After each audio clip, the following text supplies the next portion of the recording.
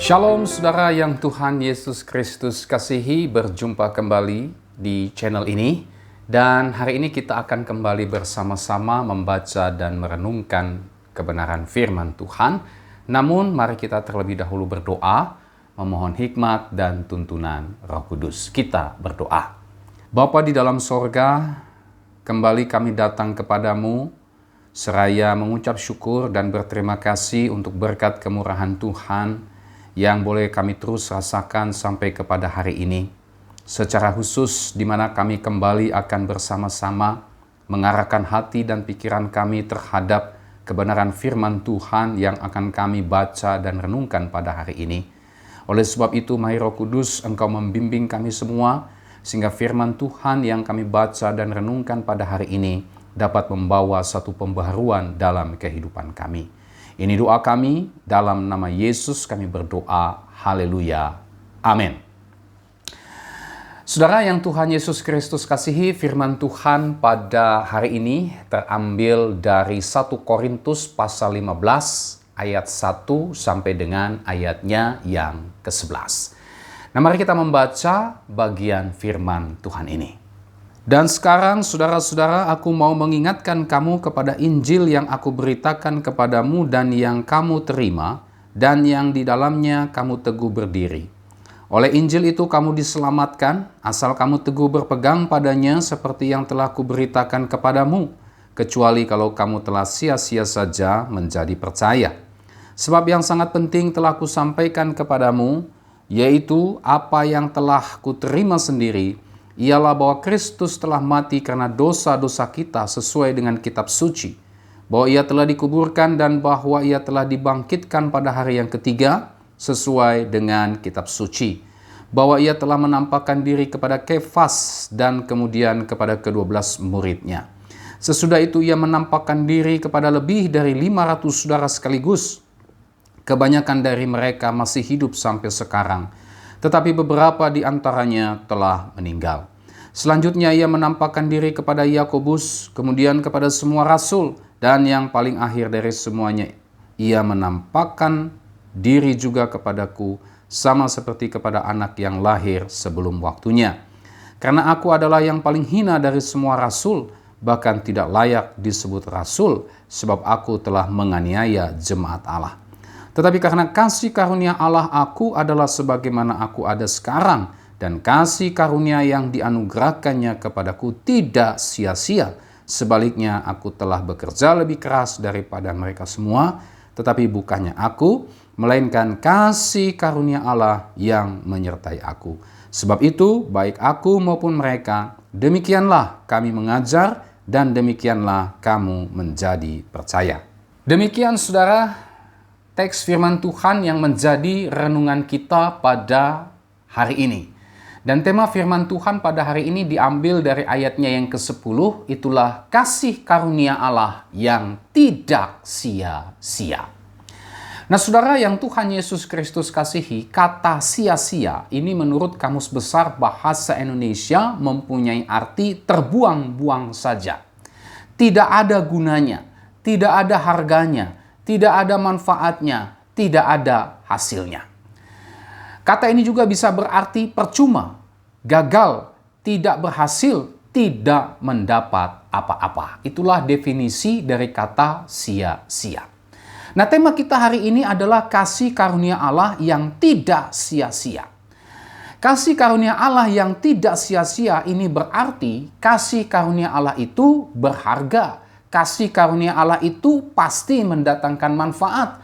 Kasih karunia Allah itu pasti berhasil. Kasih karunia Allah itu tidak akan pernah ataupun bisa hilang. Nah, di dalam perikop firman Tuhan yang menjadi renungan kita pada hari ini, kita akan melihat ada dua pokok penting tentang kasih karunia Allah yang tidak sia-sia itu. Apa saja itu? Mari kita lihat. Yang pertama, berbicara apa itu sesungguhnya kasih karunia Allah. Ya. Sebelum kita bicara tentang kasih karunia Allah yang tidak sia-sia, perlu dahulu kita ketahui apa sesungguhnya kasih karunia Allah itu.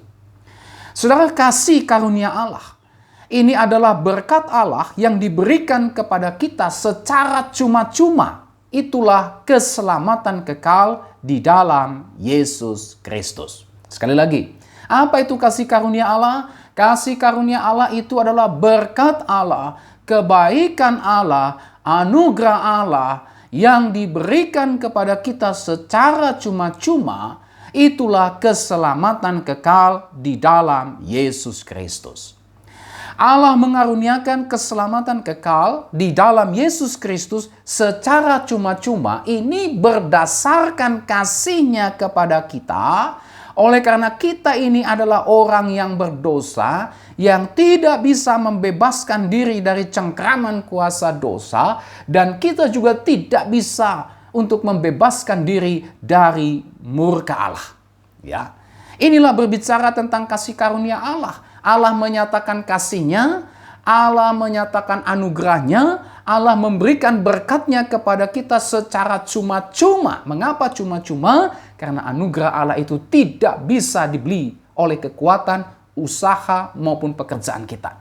Mengapa cuma-cuma? Ya, karena kita ini tidak layak. Tadi yang pertama, kita tidak mampu untuk mendapatkan anugerah Allah, kasih karunia Allah dengan kekuatan usaha, jasa, dan pekerjaan kita. Yang kedua, karena kita sesungguhnya tidak layak untuk bisa mendapatkan kasih karunia Allah. Ya, kenapa? Karena kita adalah orang berdosa. Karena kita berada di bawah murka Allah. Itu sebabnya diberikan secara cuma-cuma, berdasarkan kasih-Nya semata kepada kita. Ya, bukan karena jasa, usaha, ataupun perbuatan kita. Nah, saudara, arti kasih karunia ini dijelaskan secara jelas sekali oleh Rasul Paulus di dalam ayat 3 sampai dengan ayat 8. Di situ dikatakan bahwa Yesus Kristus telah mati karena dosa-dosa kita. Yesus menanggung hukuman dosa. Yesus menanggung murka Allah karena dosa-dosa kita. Tetapi Dia bukan hanya mati karena dosa-dosa kita, Dia juga bangkit pada hari yang ketiga sesuai dengan kitab suci. Ya, ini adalah ajaran Alkitab. Ini bersumber dari firman Tuhan, bukan rekayasa dari Rasul Paulus, bukan bersumber dari pemikiran atau filsafatnya Rasul Paulus, tetapi ini diajarkan ya oleh Alkitab, oleh kitab suci. Dia bukan hanya mati, bangkit, tetapi juga Dia menampakkan diri kepada para rasul, bahkan kepada lebih dari 500 orang sekaligus, dan yang terakhir itulah kepada Rasul Paulus. Nah, saudara, inilah kasih karunia Allah itu. Yesus telah mati karena dosa-dosa kita. Ya, harusnya kita yang mati. Ya, tetapi kasih karunia Allah dinyatakan kepada kita sehingga Kristus mati menanggung hukuman dosa-dosa kita, membebaskan kita dari dosa-dosa kita. Mengapa Yesus Kristus harus mati? Karena kita tidak bisa menyelamatkan diri kita dari dosa dan murka Allah. Tetapi Dia juga bangkit, saudara, untuk memproklamirkan kemenangannya atas dosa, untuk menunjukkan kuasa Allah yang membebaskan orang berdosa, sehingga saudara dan saya bisa memperoleh kelepasan dari dosa. Saudara dan saya bisa memperoleh pengampunan atas dosa-dosa saudara dan saya, sehingga saudara dan saya pada akhirnya dibenarkan oleh Allah oleh kematian dan kebangkitan Yesus Kristus. Nah, oleh sebab itu, saudara, kita patut bersyukur karena Allah telah menyediakan jalan keluar bagi kita orang berdosa. Itulah kelepasan dan pengampunan di dalam Yesus Kristus. Percayalah kepada Yesus Kristus. Kenapa? Kenapa kita harus percaya kepada Yesus Kristus?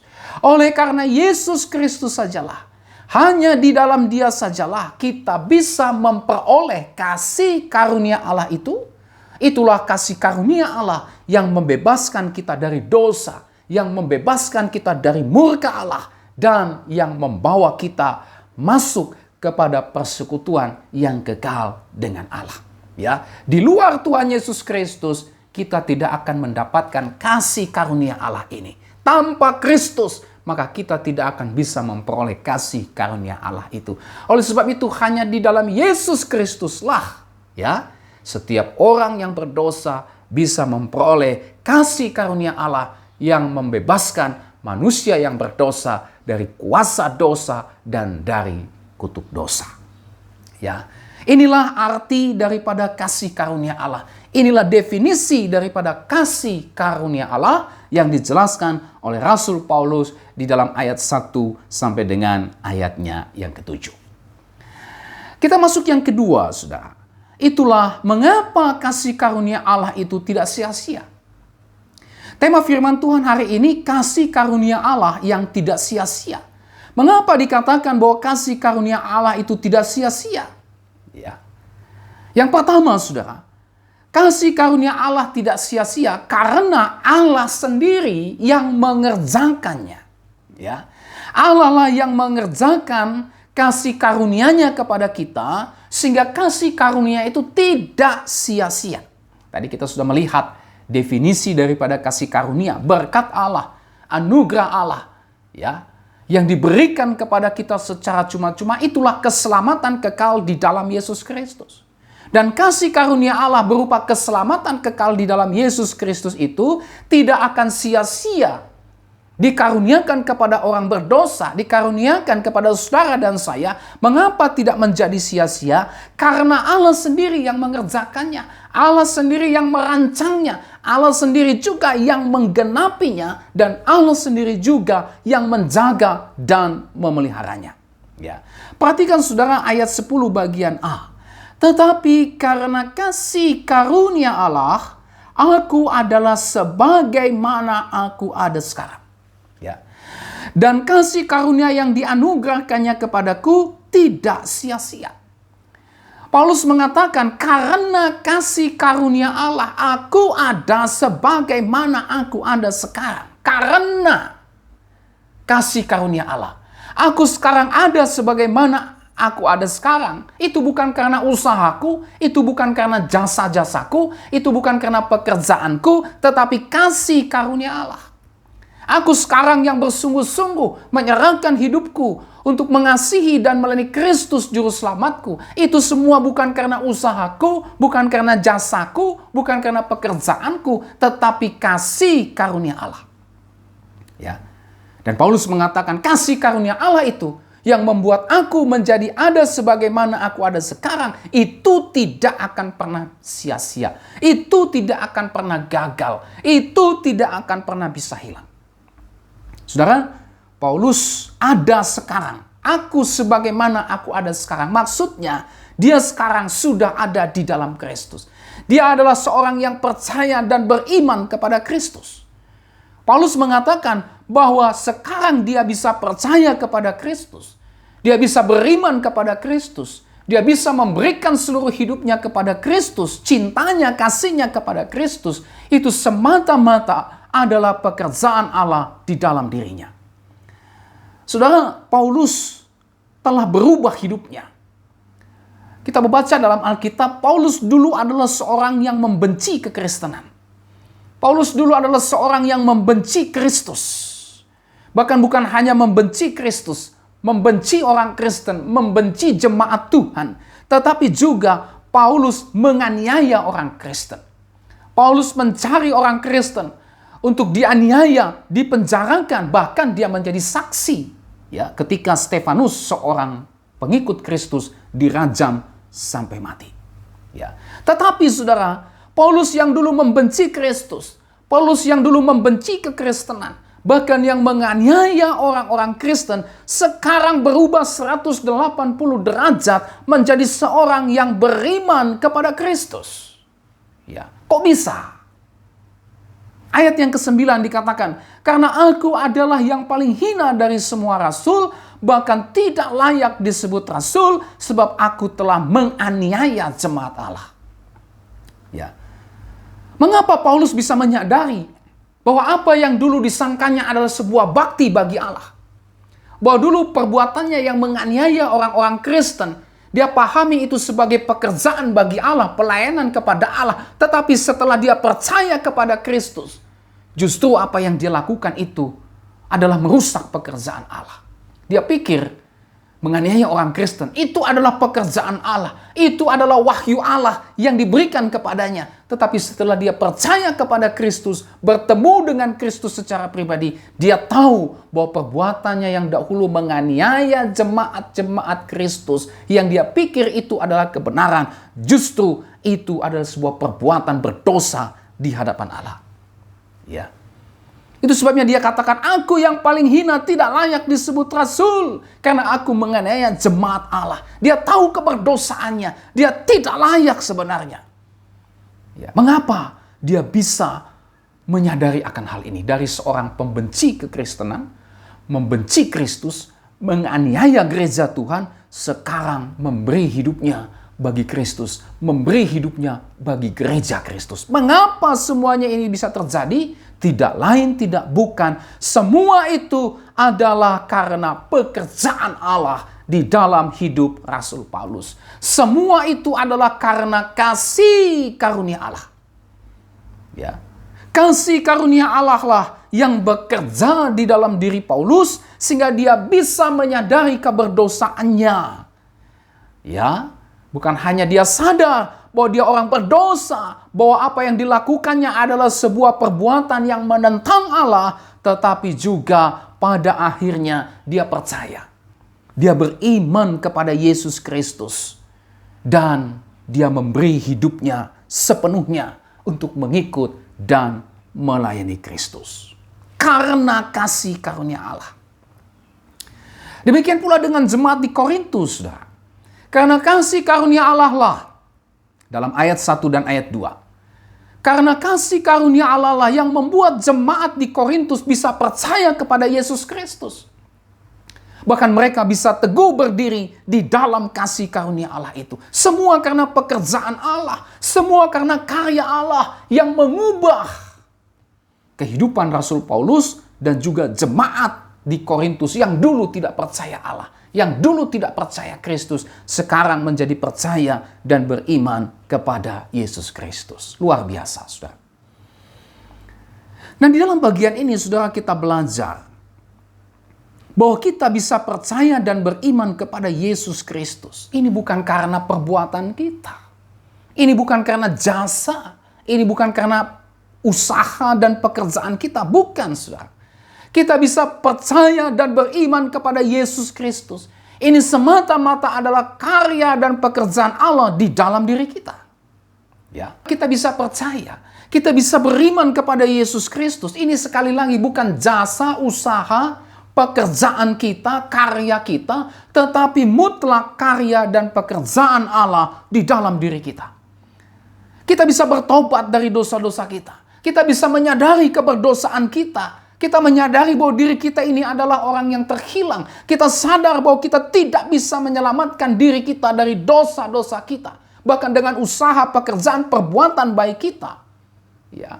Kita bisa menyadari itu semua. Kita bisa padanya bertobat dan percaya serta beriman kepada Yesus Kristus. Sekali lagi, itu karena Allah sendiri yang bekerja di dalam diri kita. Sehingga kita bisa sadar keberdosaan kita. Dan kasih karunia Allah itu mendorong kita untuk datang kepada Yesus Kristus. Sehingga kita bisa memperoleh pengampunan dan penyucian atas dosa-dosa kita. Ya. Kita bisa percaya dan beriman kepada Yesus Kristus bukan karena usaha kita, bukan karena kekuatan dan pekerjaan kita, tetapi mutlak semua itu karena karya dan pekerjaan Allah semata-mata. Ya. Alkitab berkata, saudara, dalam Efesus 2 ayat 8-9. Sebab karena kasih karunia kamu diselamatkan oleh iman. Itu bukan hasil usahamu, tetapi pemberian Allah. Itu bukan hasil pekerjaanmu. Jangan ada orang yang memegahkan diri. Paulus dengan tegas mengatakan, karena kasih karunia kamu bisa diselamatkan oleh iman. Kamu punya iman, sehingga kamu bisa percaya kepada Kristus. Kamu bisa sadar keberdosaanmu. Kamu bisa sadar kefanaanmu, ketidakmampuanmu untuk menyelamatkan diri dari murka Allah. Itu semua juga adalah pemberian Allah. Engkau bisa percaya kepada Dia. Engkau bisa memperoleh iman yang membawa engkau percaya kepada Kristus. Itu juga bukan usahamu, bukan pekerjaanmu, tapi pemberian Allah. Ya. Memang saudara, manusia yang berdosa, dia tidak bisa untuk bisa melihat Allah, mengenal Allah. Kalau bukan Allah sendiri yang membukakan, mencelikkan matanya. Ya, dia tidak akan bisa untuk mengenal Allah, apalagi mengetahui kehendak Allah dan hidup dalam kehendak Allah, kalau bukan Allah yang terlebih dahulu membangkitkan dia dari kematian akibat dosa. Kita semua orang berdosa ini adalah mayat-mayat di hadapan Allah. Ya. Dan bagaimana supaya kita yang adalah mayat-mayat ini pada akhirnya bisa melihat Allah, bisa mengenal Allah, bisa hidup sesuai dengan tujuan-tujuan Allah. Tidak lain dan tidak bukan adalah Allah harus membangkitkan kita dari kematian akibat dosa. Itulah kasih karunia Allah yang dinyatakan di dalam dan melalui Yesus Kristus. Saudara, Alkitab juga berkata, karena Allah lah yang mengerjakan di dalam kamu baik kemauan maupun pekerjaan menurut kerelaannya. Filipi pasal 2 ayatnya yang ke-13. Ya. Dalam ayatnya yang ke-12 dari Filipi pasal 2 dikatakan, kerjakanlah keselamatanmu dengan takut dan gentar. Karena Allah lah yang mengerjakan di dalam kamu baik kemauan maupun pekerjaan menurut kerelaannya. Artinya apa, saudara? Artinya Allah lah yang membuat kita pada akhirnya bisa menyadari keberdosaan kita. Allah yang mencelikkan mata rohani kita sehingga kita sadar bahwa saya orang berdosa, saya orang yang akan binasa. Tanpa Allah mencelikkan kita, tanpa Allah menyatakan kasih karunia-Nya, kita tidak akan pernah menyadari kalau kita orang berdosa. Kita tidak akan pernah menyadari bahwa kita ini sedang berjalan menuju kepada kebinasaan. Ya, tetapi Allah lah yang membuat kita menyadari dosa-dosa kita sehingga kita mau bertobat. Ya, perhatikan tadi Filipi 2:13. Allah yang mengerjakan di dalam kamu baik kemauan. Kita mau bertobat. Kita sadar dosa-dosa kita dan kita mau bertobat dari dosa-dosa kita. Allah lah yang membuat kita percaya kepada Yesus Kristus dan membuat kita datang kepada Yesus Kristus. Membuat kita memiliki iman kepada Yesus Kristus, datang kepada Yesus, percaya kepada Yesus, sehingga dengan demikian kita bisa menerima pengampunan dan penyucian atas dosa-dosa kita. Ya. Allah lah yang bekerja di dalam diri kita, sehingga pada akhirnya, ya, kita rela, kita mau, kita sanggup untuk menyenangkan hati Allah. Kenapa? Karena Allah bekerja di dalam diri kita. Allah lah yang bekerja di dalam diri kita. Sehingga kita memiliki keinginan untuk mentaati dan melaksanakan kehendak-Nya. Ya, Filipi 2:13. Allah yang mengerjakan di dalam kamu baik kemauan maupun pekerjaan, kemauan dan perbuatan-perbuatanmu. Allah lah yang mengerjakan, Allah lah yang bekerja di dalam dirimu sehingga saudara dan saya rela, mau, sanggup untuk menyenangkan hati Allah. Allah lah yang bekerja di dalam diri saudara dan saya sehingga saudara dan saya memiliki keinginan untuk mentaati dan melaksanakan kehendak-Nya. Allah lah yang bekerja, Allah lah yang menolong saudara dan saya sehingga saudara dan saya selalu ingin melakukan apa yang berkenan kepada Allah. Allah lah yang bekerja di dalam diri saudara dan saya sehingga saudara dan saya memiliki kemauan maupun juga kemampuan untuk melakukan kehendak Allah. Kenapa? Karena Allah bekerja di dalam diri saudara dan saya. Allah lah juga yang bekerja di dalam diri saudara dan saya sehingga saudara dan saya selalu mengingini dan juga mengerjakan apa yang menyenangkan hati Allah. Allah lah yang mengerjakan itu semua. Ya. Demikianlah saudara, makna daripada kasih karunia Allah tidak sia-sia di dalam kehidupan kita. tidak akan bisa menjadi sia-sia di dalam kehidupan setiap orang yang percaya kepadanya. Kenapa? Jawabannya adalah karena Allah sendiri yang mengerjakannya. Allah sendiri juga yang memeliharanya sampai selama-lamanya. Ya. Inilah yang pertama, mengapa kasih karunia Allah tidak sia-sia? Karena Allah sendiri yang mengerjakan. Allah merancang, mengerjakan, dan juga memeliharanya. Bukan kita, saudara.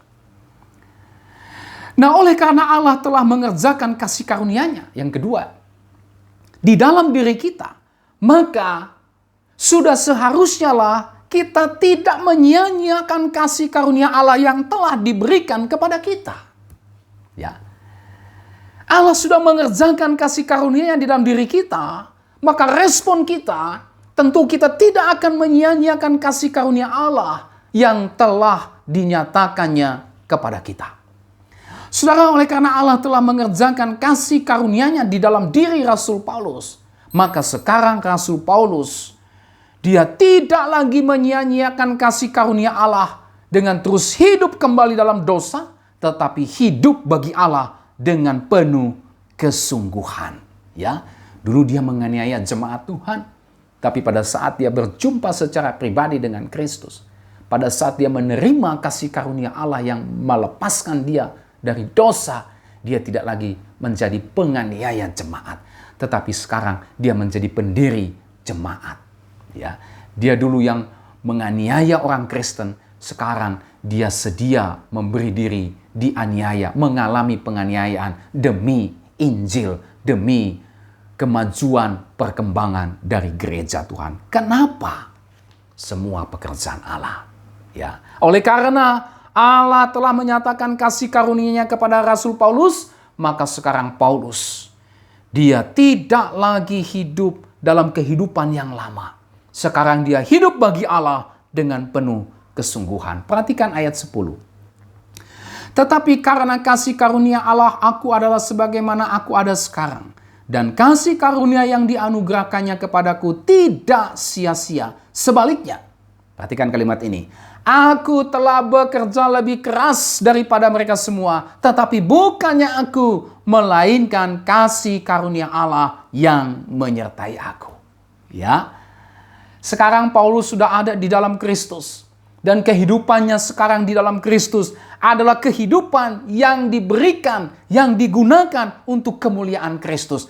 Aku bekerja lebih keras, menunjukkan seluruh kehidupan Paulus yang sudah mendapatkan kasih karunia Allah tidak lagi dipakai untuk hidup dalam dosa, tetapi dipakai untuk mengerjakan kehendak Kristus di dalam kehidupannya. Semua kehidupannya yang telah menerima kasih karunia Allah itu diabdikan sepenuhnya untuk pekerjaan Kristus. Dia berikan hidupnya untuk Kristus, hidup yang sudah mengalami kasih karunia Allah dipersembahkan untuk hormat dan kemuliaan Kristus.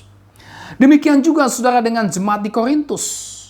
Mereka telah menerima kasih karunia Allah, dan seharusnya mereka tidak menyia-nyiakan kasih karunia Allah tersebut dengan terus-menerus hidup dalam dosa, tetapi seharusnya mereka terus teguh berdiri dalam iman kepada Kristus. Ayat 1 sampai dengan ayat 2. Paulus menyampaikan suratnya kepada jemaat di Korintus dalam bagian ini, ingin kembali menegaskan kepada mereka, kalau engkau sudah di dalam Kristus, maka tidak mungkin engkau kembali untuk hidup dalam dosa-dosa yang dulu engkau pernah hidup di dalamnya. Bukankah Kristus telah membebaskan engkau dari kematian dosa? Bukankah Kristus telah melepaskan engkau dari belenggu dosa? Mana mungkin engkau menyanyiakan kasih karunia Allah itu dengan kembali hidup dalam dosa? Itu sebabnya Paulus mengingatkan kembali ayat 1. Paulus berkata dalam pasal 15, saudara-saudara, aku mau mengingatkan kamu kepada Injil yang aku beritakan kepadamu dan yang kamu terima dan yang di dalamnya kamu teguh berdiri. Aku mau mengingatkan kembali. Bukankah engkau sudah dimerdekakan oleh Injil? Bukankah engkau sudah dibebaskan dari kutuk dosa, dari kuasa dosa? Lalu mengapa engkau yang sudah dibebaskan, engkau yang sudah dimerdekakan kembali kepada kehidupanmu yang lama? Seharusnya engkau teguh berdiri di dalam Injil. Seharusnya engkau hidup di dalam kasih karunia Allah. Saudara, ketika kita telah mengalami kasih karunia Allah dalam hidup kita, maka kita pada akhirnya bisa percaya dan beriman kepada Yesus Kristus. Dan sejak saat itu kita hidup di dalam persekutuan dengan Kristus. Kalau kita sudah hidup dalam persekutuan dengan Kristus, ketika kita sudah menerima kasih karunia Allah, maka tentu saja kita tidak lagi menyia-nyiakan kehidupan kita dengan terus hidup di dalam dosa. Tetapi sebaliknya, kita akan menghargai kasih karunia Allah tersebut. Dengan cara apa? Itulah dengan hidup sungguh-sungguh di dalam mengasihi dan melayani Tuhan. Kita akan terus hidup dengan sungguh-sungguh. Kita terus berdiri teguh dalam iman kepada Tuhan. Ayat 1. Dan sekarang saudara-saudara, aku mau mengingatkan kamu kepada Injil yang aku beritakan kepadamu dan yang kamu terima dan yang di dalamnya kamu teguh berdiri. Oleh sebab itu saudara, kalau saudara dan saya sudah ada di dalam Kristus, kalau saudara dan saya sudah hidup dalam kasih karunia Allah, seharusnya saudara dan saya tidak lagi menyukai dosa. Seharusnya saudara dan saya tidak hidup lagi di dalam dosa. Tapi saudara dan saya meninggalkan dosa, melawan dosa, tidak kompromi dengan dosa. Saudara terus mengikuti pimpinan Tuhan yang telah menyatakan kasih karunia-Nya kepada saudara dan saya. Oleh sebab itu, mari kita kerjakan keselamatan yang Tuhan anugerahkan itu dengan takut dan gentar. Filipi 2 ayat 12. Dengan cara apa? Dengan tidak lagi hidup dalam dosa. Tetapi mari kita hidup mengasihi, melayani, memuliakan Allah, dan bergantung sepenuhnya kepada Allah. Nah saudara, inilah seluruh renungan kita pada hari ini. Kasih karunia Allah yang diberikannya kepada kita tidak akan sia-sia. Kenapa? Karena Allah sendiri yang mengerjakannya dan Allah sendiri yang memeliharanya. Oleh sebab itu, kita yang sudah mengalami kasih karunia Allah ini, mari kita hidup di dalam kasih karunia Allah tersebut. Mari kita tidak menyia-nyiakan kasih karunia Allah tersebut. Mahal harganya saudara kasih karunia Allah. Surat Petrus mengatakan, kamu ditebus bukan dengan barang yang fana, bukan dengan emas dan perak barang yang fana, bukan. Tetapi dengan darah yang mahal, berharga, tak ternilai. Itulah darah Kristus. Oleh sebab itu, karena saudara dan saya sudah dibeli, sudah ditebus dengan harga yang mahal dan mulia. Mari kita tidak menyia-nyiakan kasih karunia Allah yang berharga dan mulia itu dengan terus hidup di dalam dosa. Tetapi sebaliknya, mari kita hidup mengasihi. Mari kita melayani dan memuliakan Allah dengan sungguh-sungguh, serta bergantung sepenuhnya hanya kepada Allah. Apapun pergumulan saudara saat ini, Allah telah menyediakan solusinya, itulah Yesus Kristus. Jika ada di antara saudara saat ini yang masih hidup terbelenggu dalam dosa-dosa tertentu, Tuhan, aku terus hidup dalam dosa ini. Aku berusaha dengan sekuat tenagaku untuk bisa keluar dari dosa ini, tapi aku tidak bisa. Hari ini firman Tuhan, hari ini Tuhan Yesus berkata kepada saudara, bahwa dialah yang bisa menyelamatkan saudara. Oleh sebab itu, mari percayalah kepada Yesus Kristus. Karena hanya Yesus Kristus sajalah yang bisa melepaskan saudara dari dosa-dosa saudara. Mungkin ada di antara saudara yang masih terikat dengan kuasa-kuasa iblis, terikat dengan praktek dan kepercayaan okultisme. Ya, mari tinggalkan itu semua, percaya kepada Yesus Kristus, karena hanya Yesus Kristus yang dapat melepaskan saudara dari keterikatan terhadap kuasa-kuasa iblis, dari keterlibatan dengan berbagai macam praktik kuasa okultisme. Jika ada di antara saudara saat ini yang sedang bergumul dengan imannya kepada Kristus oleh karena rupa-rupa pergumulan yang saudara alami saat ini, mari jangan goncang, mari jangan goyah, mari jangan ragu, tetapi tetaplah percaya kepada Yesus Kristus. Yesus Kristus yang telah melepaskan saudara dari kuasa dosa, yang telah melepaskan saudara dari murka Allah.